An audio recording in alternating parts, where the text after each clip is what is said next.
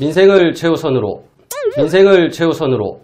경제정당, 민생정당, 바른미래당이 야심차게 준비한 국민과 함께 통쾌하게 소통하는 통로, 바른미래당 국감 이슈 통통통. 문재인 정부의 정책을 속 시원하게 진단하고 파헤치는 진정 국민을 위한, 나라를 위한 정치 앤 시사 토크. 예. 오늘 그 두 번째 시간입니다. 저는 MC를 맡은 바른미래당 최이배입니다. 반갑습니다. 예, 오늘 저와 함께 통쾌한 토크를 해주실 분은 이준석 최고위원님이십니다. 그리고 청년당원 장지훈 씨 나오셨습니다. 반갑습니다. 예. 장지훈입니다. 두 분 나오시니까 갑자기 제가 굉장히 나이 들어 보이는 그런 이제 중늙은이 같습니다. 참. 예, 오늘 주제는 저희가 교육으로 잡았습니다. 아무도 책임지지 않는 교육. 과연 이 대한민국 교육 정책 100년지 대계라고 하는데 어디로 가는 건지 이래서는 안 된다라는 생각으로 오늘 준비했습니다. 저희가 이제 바른미래당에서 이제 국감 이슈 통통통을 지금 이제 오늘로 두 번째를 했는데 저희가 총 7차례를 지금 준비를 했습니다. 10월 10일부터 국감이 진행될 텐데요. 각 정부 부처의 주요 정책과 여러 가지 제도들 문제를 저희가 또 지적을 하고 대안을 제시하는 그런 일을 하기 위해서 지금 준비를 하고 있고요. 현장에서도 또 생생한 목소리를 전하는 또 그런 프로그램도 마련을 하고 있습니다. 상임위별로 이제 어떤 분야에서 어떻게 준비되고 있는지 그런 내용들을 저희가 오늘 이제 꾸준히 7회 동안에 보여드리고 있는데 어제 국방에 이어서 오늘 교육 분야 두 번째 시간으로 보내드리겠습니다. 우리 이준석 최고위원님은 예. 우리나라 입시제도 때문에 피해를 입은 경우라고 생각이 되는데 아니면 오히려 득을 얻었을까요? 그러니까 서울대 못 가서 하버드대 갔다. 이렇게 들었거든요. 그게 제가 참 방송에서 자극적으로 표현하다 보니까 그렇게 네. 나왔는데 실제로는 저는 서울대 넣어본 적이 없어요. 잘 모르고 왜냐면 저는 카이스트 그냥 합격해서 과학부 출신이어서 그렇게 된 건데 사실 뭐 제도가 완전 다르죠. 한국에서 제도랑 그 하버드는 입학사정관제를 완전히 하고 있으니까 그래서 저는 입학사정관제의 득을 본 케이스이긴 합니다. 보면 네, 그러면 좋게 평가를 받으니까요. 근데 저는 최 의원님이 항상 방송하면 궁금했던 게 혹시 함익병 원장 아시죠? TV에서 봤죠. 그분이랑 무슨 관계가 있으세요? 친한 친분 관계가? 전혀 없습니다. 왜요? 그분이 최이배 의원님을 되게 좋아해가지고 방송 가는 데마다 최이배 의원님을 대한민국 으뜸 가는 의원으로 꼽아가지고 저는 정말요? 일을 같이 한 적이 있나 이렇게 했거든요. 방송에서도 얘기 좀 하시지. 방송 얘기 많이 하셨어요. 그래가지고. 진짜로? 네, 저를 언급하셨어요? 제가 아는 방송인 중에 유일하게 최이배 의원님을 이렇게 언급하는 사람은 함익병 원장이거든요. 그래요? 네, 자리 한번 마련해 주십시오. 예, 제가 마련하겠습니다. 그분이 원래 굉장히 그 당시 국민의당 시절에 국민의당 당 전체에서는 이제 그렇게 뭐 좋아하는 분이 없다 그러면서도 그 최이배 의원님 한 분만 믿고 나는 국민의당을 기대감에 언니들은 본다 이런 표현까지 하셨거든요. 여기저기 숨어있는 팬들이 있는 것 같습니다. 예, 그래서 한번 그런 맛을 삽니다. 다 긁어내야 돼요, 이제. 보면은. 예, 다시 주제로 돌아와서 매번 이제 입시제도가 이제 바뀌어서 문제죠. 그리고 이게 시간이 지나면서 뭔가 좀 더 공정해지고 합리적으로 돼서 사람들이 수긍이 되면 좋겠는데 이게 점점 바뀌면 바뀔수록 그 비판이 많아지고 또 우리 학부형들 또 학생들이 불안해지거든요. 그래서 이게 어떻게 보면 지금까지 이 대입 입시 제도는 불신을 키워왔다라고 평가를 해요. 또 최근에 숙명여고 답안지 유출 의혹 사태 뭐 이런 것들 보면은 어떻게 보면 이제 우리 교육에 대한 전체적인 문제를 단면적으로 보여준 것인데 이런 부분에 대해서 오늘 이제 우리가 한번 얘기를 해보려고 하는 건데 어떻게 생각하세요? 좀 전반적으로 우리 교육에 대한 문제는 뭘까라고 얘기했을 때. 저는 이런 생각해요. 그러니까 입시제도는 결국에는 돌고 돌다 보면은 어떤 입시제도가 좋습니까라고 이제 많은 사람들한테 물어보면은 사실 사람은 이기적인 존재라서 그런지 모르겠지만은 내 아들이 내 딸이 대학 가는 제도가 제일 좋은 제도다 생각하는 분들이 있을 수밖에 없어요. 일상적이에요. 그러다 보니까 정치권이 이제 갈팡질팡하는 것 같은데 저는 굉장히 안타까운 게 사실 그래서 이번 정부만 전 특정해서 욕하기는 좀 그렇지만은 제도를 바꿀 때마다 혼란이 가중되는 거죠. 그러니까. 그렇죠. 그러니까 차라리 이제 이게 있잖아요. 보면 지금까지 한 10년, 20년간 트렌드는 그 무한 경쟁, 과당 경쟁을 좀 방지해보자라는 취지에서 이제 여러 제도들이 시행되고 있는데 반대로 그 경쟁, 그러니까 시험 하나로 판별하는 그런 경쟁을 회피하다 보니까 공정성 시비가 계속 발생하는 그렇죠. 거잖아요. 네, 저는 그래서 맞아요. 이게 자꾸 그 우리 바보 샤워라고 하는 뜨거운 물 틀었다 찬물 틀었다 하는 게 계속 되고 있어가지고 바른미래당은 새로운 제도를 한번 얘기해봐야 된다. 그런 생각하고 있습니다. 우리 지훈 씨도 주변에 수험생 좀 있어요? 수험생이 많죠. 저는 아, 아직 그래요? 20대이고 어리기 때문에 저는 아직 어리 혹시 아직 친구 중에 공부하고 있는 있습니다. 있어요? 아, 왜 아직까지 그렇구나. 공부하고 있지? 어떤 얘기예요? 그래서 그분들? 제가 이번에 좀 재밌는 얘기를 가져왔습니다. 네. 수험생이 직접 한 얘기인데요. 네. 이제 좀 젊은 분들은 이걸 좀 알아들을 수 있는데 또 혹시 최 의원님 알아들을지 걱정은 됩니다만 중늙은이라 못 알아볼 수 있냐? 뭐라 했냐? 이번 문재인 정부의 교육 제도는 그룹 리쌍을 탈퇴한 게리다. 라고 말을 했는데 모르시겠죠? 예, 못 알아들었습니다. 그룹 리쌍에는 길이라는 멤버와 게리라는 멤버가 있어요. 예. 근데 게리가 탈퇴하면은 길을 잃은 거죠. 그러니까 길을 잃었다. 아, 아니 이건 어째서 이런 정부의 기획을 갖고 와가지고 지금 공당의 방송에서 요즘 지금 쇼미더머니도 그렇고 이런 네. 펀치라인들이 예. 약간 유행하고 있기 때문에 그렇죠. 알겠습니다. 리쌍, 게리. 예. 적으시면 걸 또. 아니, 이런 것도 안 돼. 어디가 써먹어보세요. 근데 저는 아까 얘기했지만은 사실 입학사정관제 같은 경우도 우리나라에서 이제 약간 변형된 형태로 학생부 종합전환형이라는 형태로 이제 나오고 있는데 사실 이게 굉장히 논란이 많을 수밖에 없는 제도인 게 우리나라에 정착하려면 상당히 많은 노력과 자원 투자가 필요한데 오늘도 좀 기사 보고 깜짝 놀랐던 게 입학사정관이 이 정규직으로 고용한 분들이 있고 계약직으로 고용한 분들이 있어가지고 예, 그렇죠. 정규직으로 상시로 일하시는 분들은 수가 굉장히 적어가지고 학교에 10몇 명씩, 20몇 명씩밖에 없어가지고 한 분이 700명 정도 되는 사람 판정한다는 거예요. 그렇죠. 저도 그 기사 봤는데 예. 진짜 어이가 없더라고요. 그러니까 저도 정당에 있어 보면서 가장 황당한 게 뭐냐면은 국회의원 때 지역구가 250개인데 네. 좀 큰 당 같은 경우는 한 6,700명씩 후보가 들어오잖아요. 그렇죠. 예. 어떻게 우리가 대한민국의 국회의원이 될 만한 사람 6,700명을 한 열흘 남짓한 시간 만에 판단을 내리느냐. 그게 사실 쉬운 게 아니거든요. 그렇죠. 근데 그걸 하다 보니까 뽑힌 사람들이 나중에 봤을 땐 자질이 안 되는 사람도 보이고 네. 도덕성이 안 되는 사람도 보이고 급하게 뽑아서 그런 건데 저는 대학도 그런 것 같아요. 어떻게 700명을 한 사람이 700명. 판단해요 보면은 아, 나 같으면 뭐 소고기 등급은 매기라고 해도 못하겠다. 그냥 이렇게 페이지 넘기다가 한 명 찍어가지고 이렇게 보내고 막 이런. 그러니까 뭐 옛날처럼 뭐 저기 그 선생님들이 답안지 채점할 때 선풍기 시험지 나라는 날려가지고 거는 이렇게 많이 쓴 거는 학점 뭐 이런 거. 네, 그러니까 그래도 입학 사정관이 그래도 얼굴에다 한번 보고 하는 거 아닌가요? 아닌가? 많은 그 서류 더미에서 먼저 고르고. 고르죠. 먼저 그러다 1차로 보면은- 서류가 걸러지고 거기에서 야. 이제 모든 걸 근데 한 사람이 700명을 한다. 네. 쉽지 진짜 이게 않죠. 진짜 어려운 일이겠네. 네. 근데 아무튼 요즘 서울에서는 이제 특히나 강남에서는 어렸을 때부터 이제 아이들 스펙을 쌓아주어서 이제 그 준비를 하니라고 이제 부모들의 또 등골이 쉬는 거고. 그러니까 이 교육 현실이 결국은 부모들의 노후까지도 이제 망치는 문제이기 때문에 우리가 진짜 이 교육 정책을 제대로 해놔야만이 부모들의 삶까지 행복해지는 거거든요. 예, 그렇죠. 아이들을 위해서만 아니라 부모도 진짜 행복해지려면 그렇죠. 교육제도 잘 돼야 되는데 한번 짚어봅시다. 우리 교육제도 어떻게 하는지 본격적으로 보온 그렇죠. 토크에 들어가겠습니다.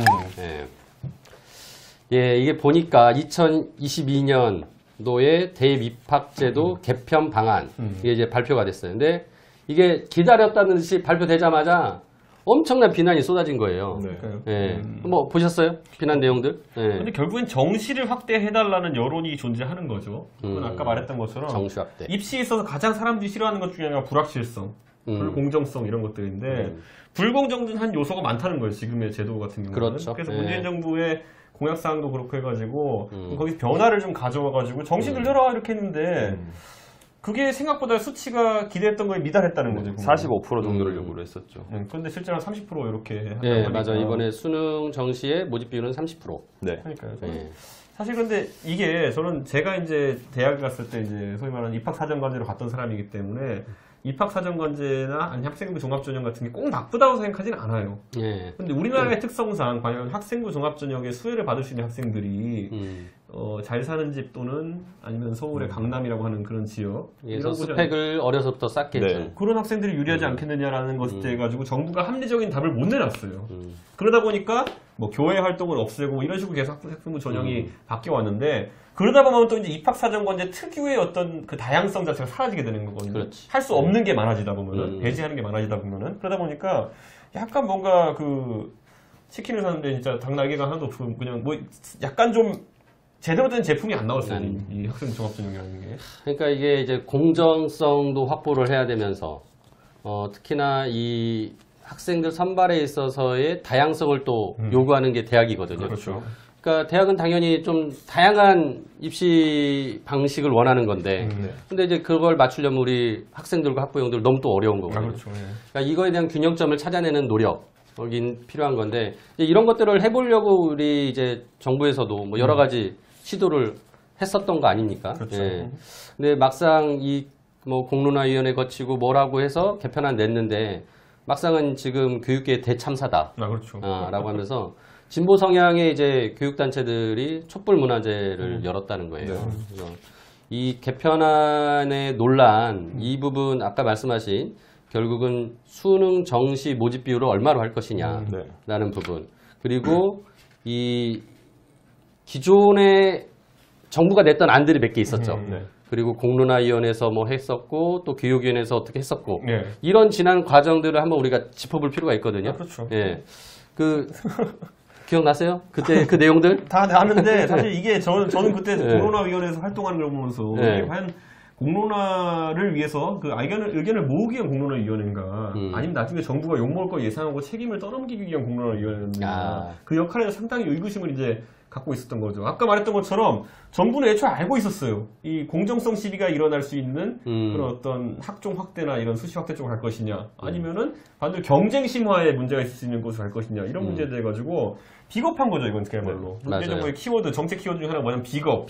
자기들이 자신 있는 건 오만 홍보를 다 하면서 좀 불리한 게 있으면은 공론화에 떠넘겨서 시민들 얘기 듣고 결정하겠다. 근데 막상 이번에 공론화에서 나왔더니 너무나 비슷하게 나온 거예요, 또. 그렇죠. 네.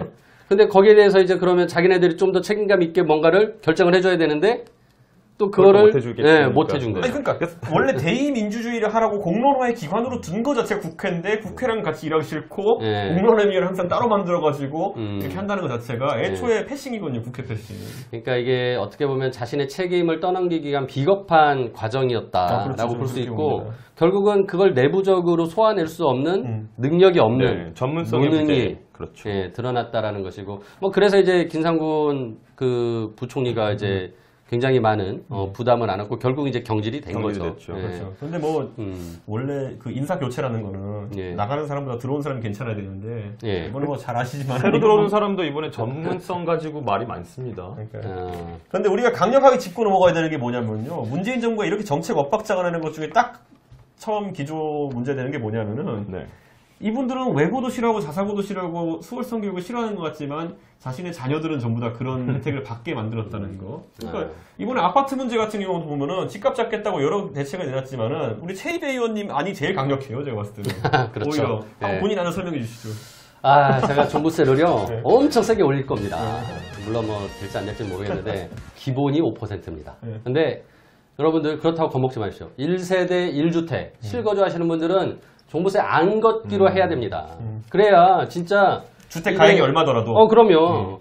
그러니까 솔직히 강남에 집 가지고 살고 있는 한 분이 자기가 집값을 올린 건 아니거든요. 그렇죠. 근데 어느새 집값이 올랐다고 해서 나한테 과도한 종부세 부담 주는 건 저는 형평이 맞지 않다. 그래서 오히려 1세대 1주택 면제하자. 대신 다주택자한테는 과감하게 종부세 부과하고 그래서 그 다주택자들이 세부담이 생겨가지고 집을 내놓게 만들자. 이게 진짜 공급 정책이거든요. 뭐 여기까지만.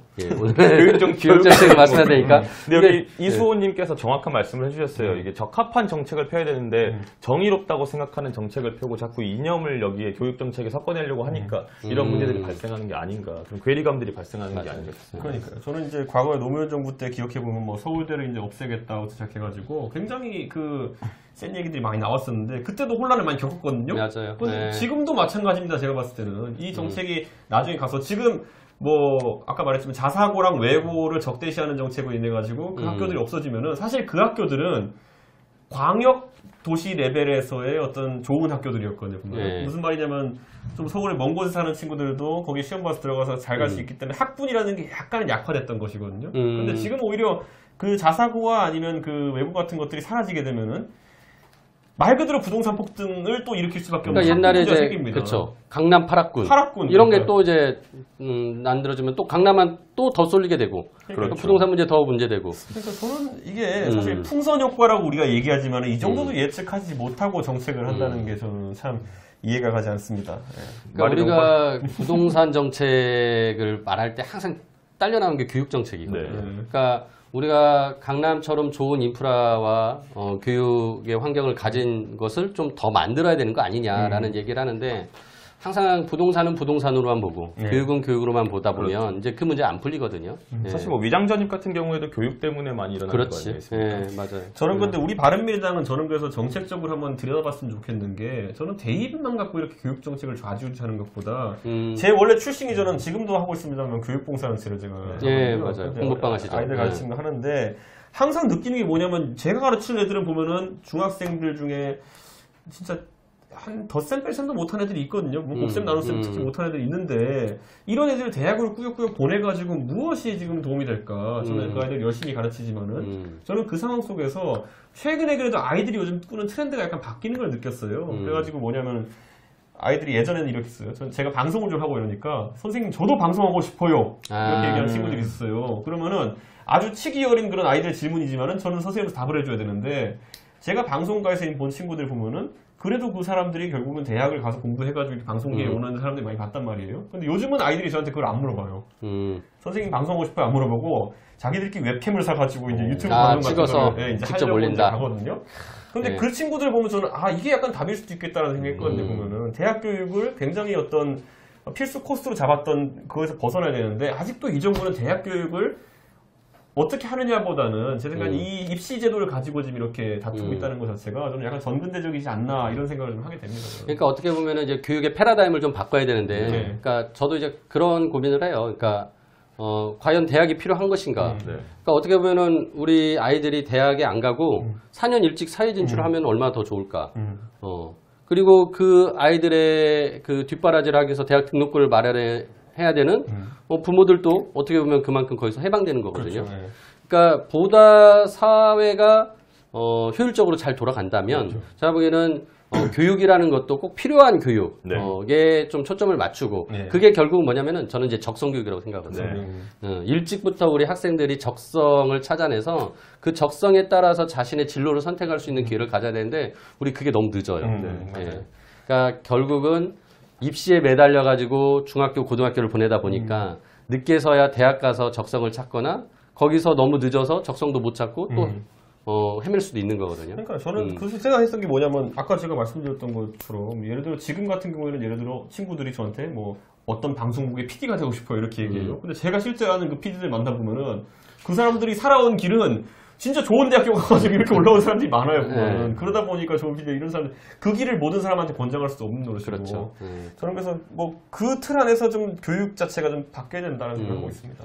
그러니까 이제 교육 백년지대계 맨날 얘기하는데 막상 우리가 크게 기본적으로 그런 적성 교육이니 뭐 인성 교육 뭐 몇 가지 교육의 원칙들을 가지고 있어요. 그리고 매번 그거를 실현하기 위해서 교육 정책 짜낸다라고 하는데 막상 나오는 정책들은 학생들에게 적성을 찾게 어렵게 만들고 인성 교육이 제대로 안 되고 있다고 비판받고 이러거든요. 그러니까 우리가 백년지대계 어떻게 만들어야 될 것인가? 이게 항상 문제점인 것들이 항상 근시일적으로 바라보지 않습니까? 자기 임기 내에 표를 받을 수 있는 인기 영합주의의 정책을 선택해야 되니까 그런 것들이 발생하는 것 같아요. 그러니까 뭐 어려운 것들은 차기 정부로 넘겨버리고 자기한테는 좋은 것만 빼먹는 정책만 하자라는 정책들을 뭐 자꾸 구상을 하다 보니까는 멀리 자꾸 못 보는 거죠. 제가 우선 그런데 사실 요즘 이제 이런 게 있는 것 같아요. 우리가 대학 교육을 받아야지만 이제 직업 전선에 뛰어들 수 있다고 생각하는 영역들이 많이 달라졌거든요. 그렇죠. 제가 네. 이제 원래 직업이 컴퓨터 프로그래머인데 요즘 프로그래머 중에 가장 이제 사장들이 뽑고 싶어하는 인재가 어디냐면요. 특성화고등학교 중에서 전산특화된 아이들을 굉장히 뽑고 싶어해요. 그런데 그렇게 했을 때는 또 뽑았을 때 그다음에 국문제 같은 게 또 이제 연계돼가지고 갑자기 문제가 되거든요. 맞아요. 장기적인 인력으로 이제 인식할 수 없으니까 회사에 투자를 할 수가 없고 그런 부분만 좀 해소해 준다면 제 생각에는 이런 복무 형태 다양하게 하고 이런 게 있다 그러면은 저는 충분히 이제 대학에 대한 갈구 자체는 많이 사라질 것이다.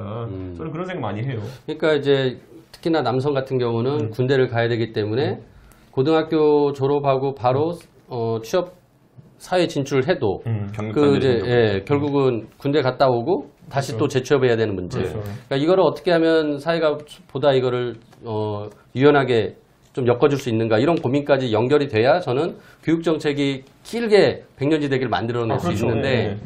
우리 교육 정책은 1년마다 이렇게 바뀌고 앞뒤가 안 장관을 하시겠다는 분도 1년 정도만 하시겠다는 그러니까 저는 분이 이번 이제 유은혜 장관을 넣은 예. 거는 저는 이런 생각이 그 사람 우리 김수민 의원이 물어봤던 거예요. 예. 그래가지고 그분은 그 총선 나갈 거라고 선언하면서 지금 나오는 거는 그러니까 이제 우리 김수민 의원님이 물어본 건 진선미 아, 진선미 장관한테 장관이라고 예, 유은혜 장관 후보도 예. 이제 비슷한 그런 이제 케이스죠. 그냥 케이스니까 경력사 키용으로 장관을 하겠다. 약간 그러니까. 이런 식이죠. 그러니까 국회에 있다가 물론 뭐 교육위원회에 있었으니까 교육적인 내용들을 많이 다루셨겠죠. 네, 그렇죠. 하지만 진정 그게 교육 전문가일까라는 의구심이 하나 있고. 저는 여쭤보고 싶은 게 거기에서 어떤 위원회 활동을 했다 해서 약간 전문성이 많이 보장이 되나요? 아니 물론 뭐 본인 하기에 달렸다고 생각을 합니다. 열심히 하면. 근데 저는 국회에서 들어오면서 저도 이런 생각을 해요. 그러니까 저는 어떻게 보면 전문가로서 국회에 들어왔는데 네네. 점점 이제 그 스페셜리스트에서 제너럴리스트로 어. 바뀌어가는 거예요. 왜냐하면은 너무나 이렇게 많은 분야를 또 저도 알아야 되기 네네네. 때문에. 그리고 어떤 면에서는 그냥 일반적인 제너럴리스트가 들어오면 그런 상임위 활동을 통해 가지고 스페셜리스트가 될 수 있어요. 그러니까 이제 하기 나름인 것 같은데 과연 뭐 그거를 무조건 상임위 했다고 다 그렇게 얘기할 수는 없으니까 그런 문제가 있고. 그리고 이제 유은혜 장관께서 아무튼 제가 보기에는 만일 장관이 되시면 네. 가가지고 업무 파악하는데 한 몇 개월 걸릴 거고. 그렇죠. 그리고 이제 총선이 앞두고 있으니까 이제 또 준비하는 이제 기간도 몇 있을 몇 개월 거고. 있어야 되고 보면은 좀 해볼만 하니까 이제 나가고 그러면은 과연 이게 백년지 되게? 이거 말이 백년지 되게 이게 1년지 되기도 힘들죠. 저는 근데 그러니까요. 이거는 한번 궁금했던 게 우리 시청하시는 우리 분들도 그런데 한번 여쭤보고 싶은 게 저는 교육정책 하면서 제가 박근혜 대통령이 저를 영입할 때 많은 사람들이 박근혜 대통령은 저랑 2시간 동안 무슨 얘기 했냐 이렇게 많이 물어보는데 사실 교육 얘기 계속 했어요. 근데 그때 핵심 키워드가 뭐였냐면은 저는 그때 저희 이제 교육봉사단체 와서 이제 저를 만난 거니까 저는 무조건 아이들한테 기초교육 같은 거 강화해가지고 교양을 애들이 쌓을 수 있게 해야 된다. 중학교, 고등학교 레벨에서 필요한 수준을 만들어놔야지 그 다음에 고등교육이 가능하다는 식으로 얘기했고 거기에 박근혜 대통령이 동의했는데 나중에 약간 방향이 틀어져서 저랑 이제 달라졌던 게 뭐냐면은 박근혜 정부에서 교육 키워드가 뭐였냐면은 꿈과 끼를 살리는 교육이었어요. 아, 예. 근데 저는 거기서 약간 걱정했던 게 뭐냐면은 우리 교육 정책이 예전에 보면 이해찬 지금 당대표도 그랬지만은 하나만 잘하면 대학 간다라는 것을 그걸 살리는 것이 만약 정치권에서 이게 좋은 전략인가를 저는 약간 궁금했거든요. 왜냐하면 제가 경험해본 바로는 그 중학생들한테 서울시교육청에 조사를 해보니까 너희들 나중에 희망 지역이 뭐냐, 뭐 하고 싶냐 물어봤더니만은 한 7, 8%가 연예인 되고 싶다 그래요. 그러면 연예인이 되고 싶은 7, 8%의 꿈과 끼를 살려주면 우리 사회가 어떻게 되는 거지라는 생각을 했거든요. 저는 그래서 그것도 약간 고민해봤으면 좋겠는 게 지금 보면은 산업이 항상 지금 이제 힘들어하는 건 뭐냐면은 필요한 양만의 인력이 존재하지 않는다는 거거든요. 지금 노동시장이. 네. 그렇죠. 예. 근데 미스매치. 과연 미스매치. 지금과 같은 형태로 예. 문과, 이과를 갈라놔가지고 문과는 취업도 잘 안 되고 또 그렇다고 이과는 또 이렇게 또 이과 일만 해야 되는 것처럼 만들고 이런 게 옳은 정책인가 하는 생각을 하게 되는 거예요. 저는 한 가지 딱 제가 재밌는 경험했던 게 뭐냐면은 제 친구들이 하버드 있을 때 페이스북을 이제 만들었는데 근데 저는 기억나는 게 페이스북을 만든 창업자 7명 제 아는 애들 초기 창업자들 보면은 그 중에서 한 4명 정도가 문과 출신이에요. 네, 역사학, 철학, 뭐 이런 심리학 이런 거 했던. 올해 인문학적인 소양이 풍부했기 때문에 그런 부분들이 그러니까요. 더 나갈 수 있었다. 그러니까 저는 어떤 느낌 들었냐면은 제가 처음에 그 페이스북에 이제 뭐 기능들이 하나 생기는 걸 보면서 철학이 되게 신기했던 게 뭐냐면은 지금 보면 우리가 당연한 것처럼 느껴지는데 과거에 우리가 싸이월드 게시판이라는 게 있었던 시절을 살펴보면요. 그 게시판은 항상 어떤 식으로 구성되어 있었냐면은 모든 게 무슨 뭐 자유 게시판, 질문 게시판 이렇게 나눠져가지고 분류가 돼 있잖아요. 근데 이 방식의 기본 개념은 누가 생각하는 거냐면 공대생들이 많이 생각해요. 이렇게 뭘 분류하고 칸막이 치고 하는 거예요. 근데 네. 그 안에 창업자 중에 이제 역사학했던 친구예요. 크리스티스라고. 근데 저는 그 친구가 영향을 줬다고 좀 들었는데 페이스북은 뭐가 있냐면 모든 걸 시간순으로 내려서 보여준 거예요. 네, 타임라인. 사진, 네. 다 연표잖아. 연표라는 게 어디 등장하느냐? 역사. 역사학에 등장하는 거거든요. 그러니까 역사학도 시각에서 보면은 모든 자료는 시간순으로 나오는 게 정상이다. 그런데 우리가 봤을 때는 저 같은 전산 컴돌이라고 하는 사람이 봤을 때는 카테고리별로 당연히 사진은 사진대로, 글은 글대로, 이렇게 영상은 영상대로 있어야 되는 거 아니냐. 근데 그게 차이거든요. 제가 봤을 때는. 그러니까 저는 그게 어디서 차이가 나냐 봤더니만은 제가 미국에 있으면서 보니까 과라는 칸막이가 거의 없었어요. 보면은. 그렇죠. 예. 네. 기본적으로 대학은 학부니까. 그러니까 예. 학부로 가고 그다음에 창업을 어떤 단위로 하는가 봤더니만은 기숙사 같은 방 친구들끼리 해요. 다양한 분야의 친구들이 모여서 그러니까 공동 창업을 하게 그 되는. 녀석들이 모이면은 다양한 생각이 나오는 건데 그게 아니라 맨날 전산한 애들끼리 모이면 저도 IT 회사를 나중에 병특을 한국 가서 다녔지만은 그러면은 대한민국의 IT 프로젝트는 항상 세 가지 사람만 필요해요. 기획자, 개발자, 디자이너. 우리 지금 방송도 마찬가지에 보면은 예? PD, 작가 이런 기준으로 항상 사람을 모으잖아요. 그러네. 이 칸막이를 어떻게 없앨 것이냐. 저는 그래서 이 대목에서 갑자기 안철수 대표를 칭찬하고 가자면은 결국 답은 융합이고 복합이다. 예. 그래서 저는 안철수 대표가 그때 학제 개편하자고 한 것도 예, 좀 맞아요. 굉장히 저는 그거는 긍정적으로 칭찬하고 싶었던 진짜 게 패러다임을 좀 바꿔보고 싶었던 거죠. 그 정도의 혁신적인 대안을 우리가 바른미래당에 제시해야 된다. 예. 그러지 않고서는 인재상이라는 것 자체가 정말 그러니까 저는 아까 말씀 이렇게 드렸던 게 결국 이제 적성을 찾게 하는 게 그렇죠, 가장 그렇죠. 특성화교육. 필수고 네. 그리고 이제 교육과 일자리에 대한 미스매칭 문제. 그러니까 네. 우리가 어떻게 보면 진짜 그 학력에 대한 그 인플레이션이 심하잖아요. 네, 그렇죠. 그러니까 이런 부분들이 어떻게 보면 사회적 낭비일 수도 있는 거거든요. 그래서 빠르게 적성을 찾아내고 어떻게 보면 사회 진출도 빠르게 하고 네. 그리고 방금 이채우가 말씀하신 대로 결국은 그 각자가 가지고 있는 능력들을 얼마나 잘 융합하느냐가 이제 나중에 이 사회에 진짜 새로운 뭐 미래 산업이나 미래 먹거리를 만들어내는 그렇죠. 것이죠. 그러니까 그거를 어떤 교육에 의해서 대학 교육에 의해서만 이루어진다라고 할 것이 아니라면 우리가 교육에 대한 틀을 좀 더 크게 보고 진짜 백년지 대계를 만들어낼 수 있는 입시 제도도 좀 만들어야 되는데 오늘 입시 제도를 시작해가지고 지금 100년짜리 지금 저희 계획을 짜고 앞으로 있는데 윤재인 정부의 교육 정책의 방향을 저희가 잡아주고 있는 것 같습니다. 융복합을 강제하기 위해 가지고 네. 우리가 청년 창업자 창작자들한테 23살이 되기 전까지 하는 모든 창작 활동에 대해 가지고 소득세 면세해 주는 건 어떨까?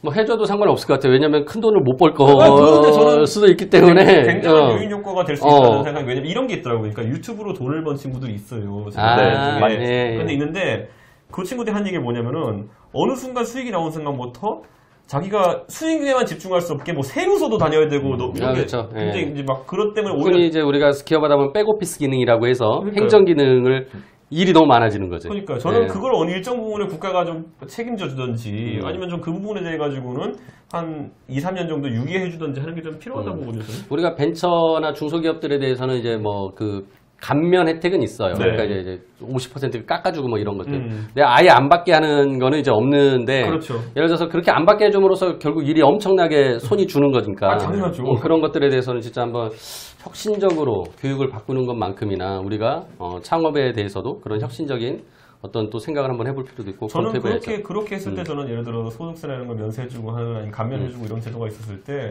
자본도 어느 정도 그쪽으로 좀 청년들한테 몰릴 수 있다는 생각을 하게 됩니다. 창업하는 청년들한테. 그래서 다소 우리가 좀 파격적이지만은 그런 것 좀 했으면 좋겠습니다. 저희는. 뭐 종부세 5%부터 시작하는 것도 파격적입니다. 예. 그 뭐 남들은 막 엄청 많이 올린 것처럼 최대 3%라고 하는데 네. 저는 5%부터 시작한다라는 거. 시작이 5%. 바른미래당의 당론은 됩니다. 예, 저 혼자 낸 겁니다.